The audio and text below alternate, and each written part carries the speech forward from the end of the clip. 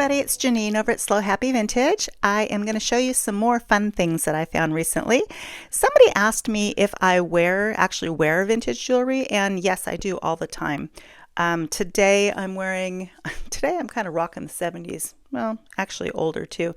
This is a moss agate handmade sterling silver pendant necklace that I purchased at a yard sale, along with this little pewter thing from the 70s.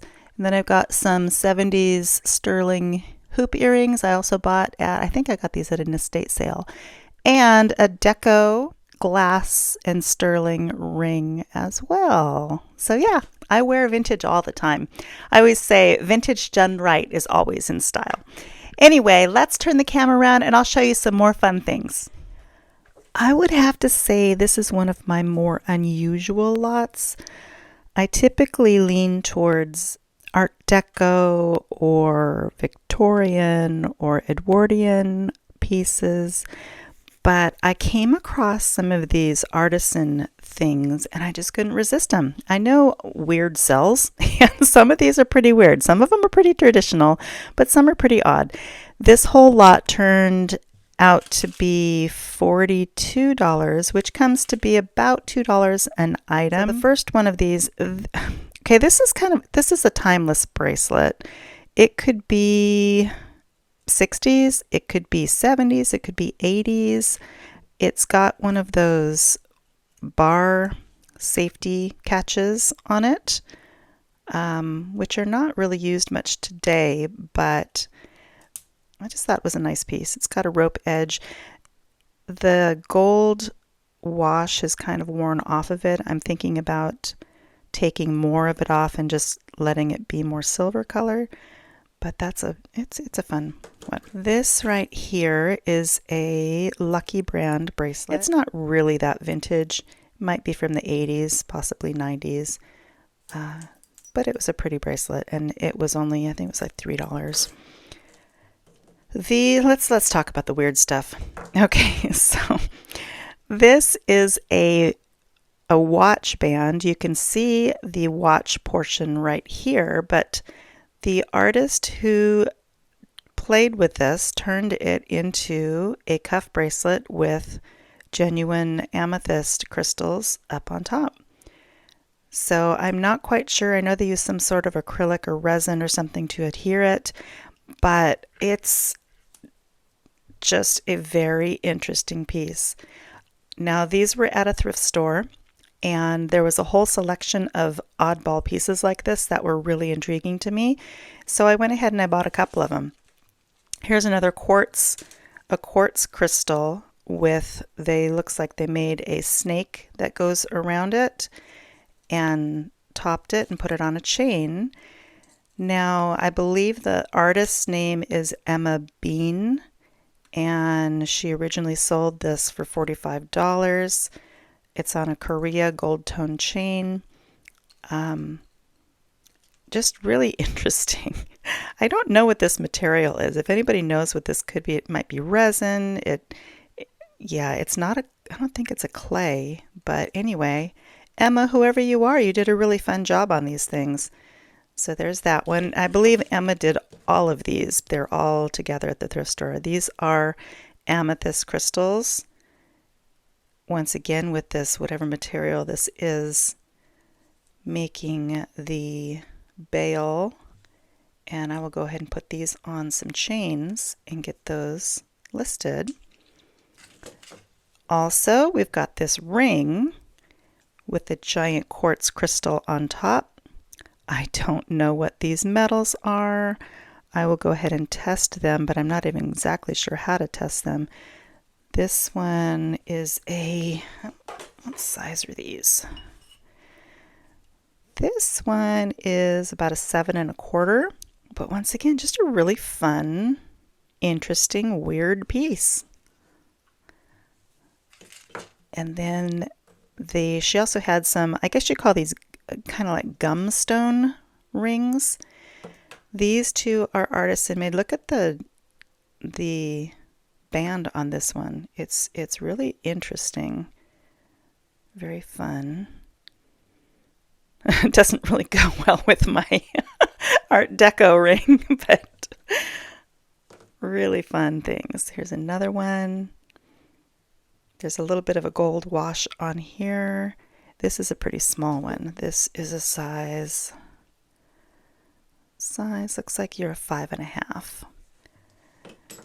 And then this one I'm probably going to be keeping because it's a stretch, and when you want to wear rings on these middle fingers, it's hard to find rings that are that size. They're not that comfortable, these little stretch rings. They can pinch a little bit, but when you have a larger finger, they work really well to adorn those fingers. There was this really cool check glass ring, and oh hey, it may be check glass, but it's made in Mexico, so I'm going to test this one for silver. I was confident it was check, but I guess it's not. It's got like a topaz. We'll check that stone too. All right, this one was just thrown in. This is just a less expensive watch band that's got some abalone shell on it. And there was a bag. I think the bag had all of these things in it, and the bag was $1. So I went ahead and I picked up that bag. These are celluloid earrings, probably from the 50s, in excellent condition. And then these, I was really surprised at these. These were in that dollar bag. They are not marked, but they're, how do you say that, gripois? Poured glass cabochons along with rhinestones. And there, look at that beautiful red color. Just so pretty. Then these were in the bag. I'm not that excited about these because this one's missing a piece right there. I might go ahead and pull this piece off and put something else in there to make them uniform. Other than that, they're in pretty good condition. Actually, very good condition. But they're cute, 50s style. And some little dangle earrings in pink, which are also not marked, but clip-ons, very cute. And then this is an Avon intaglio. It's $3. It's a glass piece, gold tone, and it's really well done. Avon is one of those companies, I would say in order of the way I like them, for companies that did replications or replicas, or I guess that's what you call them. I would say I like Florenza #1, and then 1928, and then Avon as far as these replica Victorian pieces. Then this one, this is probably a modern piece. I was talking to Rachel over at Lilyworks about this one. It's got a fold-over clasp, and the panels have, it looks like it's made out of copper, but then they've got these stone additions to the top of them. It looks like a composite stone. It's got white and black chips of some kind, and then like a coppery metallic in there too. So it's a really cute piece. It's kind of modern Western jewelry, and I will be listing that one. Has a very kind of like a book chain link to it, and the stone pieces are riveted in. So it's a nice quality. It's lighter, but it's a really cute necklace. Then we have a vintage Anne Klein necklace. There is the Anne Klein lion and signed Anne Klein on the back. It's got little rhinestone encrusted links, missing a couple. I'll fix those, and then some regular chain links. Just a good everyday type necklace that would go pretty much with anything. And lastly, in this lot, we have some little cameo earrings that are clip back. Are they signed? No, they are not signed. They don't look tremendously old, but they do look carved because they're not identical. They're similar, but not identical. So I'm not sure what the material is, but I'll have to figure that out a little bit. All right, let's test a few things.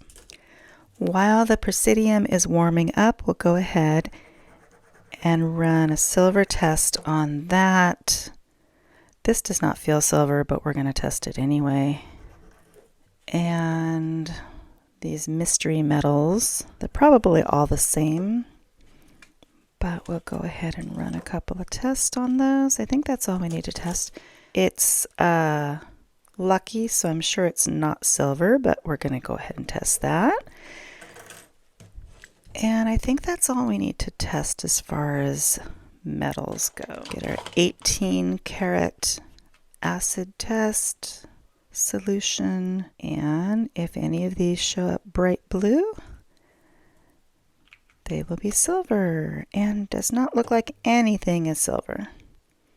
But that's okay, because I bought them not for their metal content, but for their design factor. Now, one thing on these testing stones, every once in a while, you see everybody wiping them with a cloth. After a while, the stone will build up kind of a,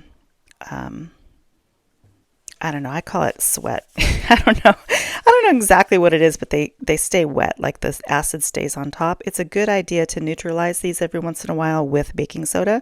So, because you don't want acid, when you handle these, your fingers are going to start turning funny colors because of the acid. So it's a good idea.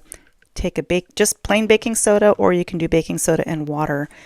Just be warned that if you use baking soda and water and stick it on there, it will release a gas, and the gas is not good to breathe in. So be careful with that. Presidium is warmed up, and I think we just needed to test this little stone, and I'm sure it's glass. Yep, not moving, so it's glass. Well, moving a little bit. All right, so that's it. Oh, let's go ahead and test these guys. I'm sure they are amethyst. Yes. And of course, these are clearly amethyst. Yep. And this one should be quartz. Yep. So we've got some natural stones going on here, and this should be quartz as well. Yep. All right. Tell me in the comments, what do you think about my weird lot here with these funky crystals, and what do you think about the watch band? There was another one similar to this, but I didn't like it as much, so I did not get it. But I thought this was a clever use of an old watch band. I don't know if the watch is actually in there.